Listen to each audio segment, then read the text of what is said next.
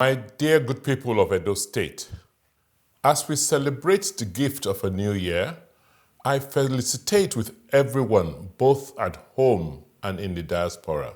We cannot thank God Almighty enough for His grace to have withstood the uncertainties and challenges of the last 12 months. The presidential elections tested the foundations of our democracy, while the very difficult and precarious economic situation which we have experienced have tested our resilience as a people. In all of these challenges, which we have had to endure, we are glad that Edo State continues to make progress in our journey towards a better society. As a government, we have not been oblivious of the difficulties and sufferings faced by many of our citizens. We have, within the limits of our resources, provided palliatives to cushion the effects of these hardships. These include the provision of food items to the most disadvantaged citizens in our social register, providing free public bus services within Benin City and between major cities in the state, the payment of 13-month salary to workers and pensioners, and the provision of free Wi-Fi in public spaces, among other measures. The state health insurance scheme reached almost 200,000 enrollees, thus further strengthening our healthcare system.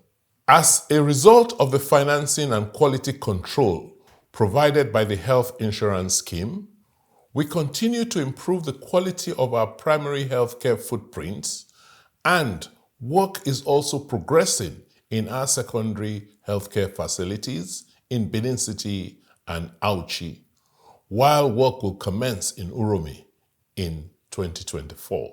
We opened more job centers to train and assist young people to obtain jobs, while we sustained the enabling environment for private businesses to grow in Edo State. By issuing C of O's and other land titles expeditiously, more citizens were able to have collaterals with which to obtain credit facilities. For most of 2023, Edo State remained relatively safe. However, in the last few days, we have witnessed cult-related killings.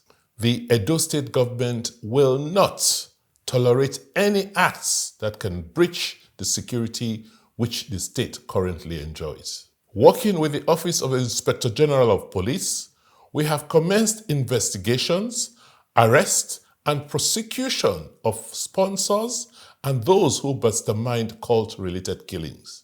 We are committed to building on the gains made these past 7 years. We are also taking advantage of the dry season to assist the federal government to repair its extensive network of roads in Edo State before the next rainy season.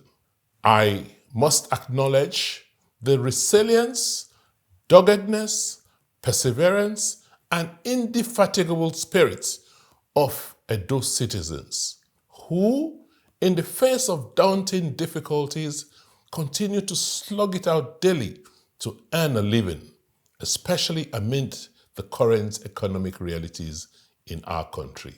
I want to especially thank Edo people for the trust, confidence, and encouragement which you continue to show to us, particularly over the last 7 years. Things may be difficult at this time, but as you already know, tough times don't last. Only tough people do.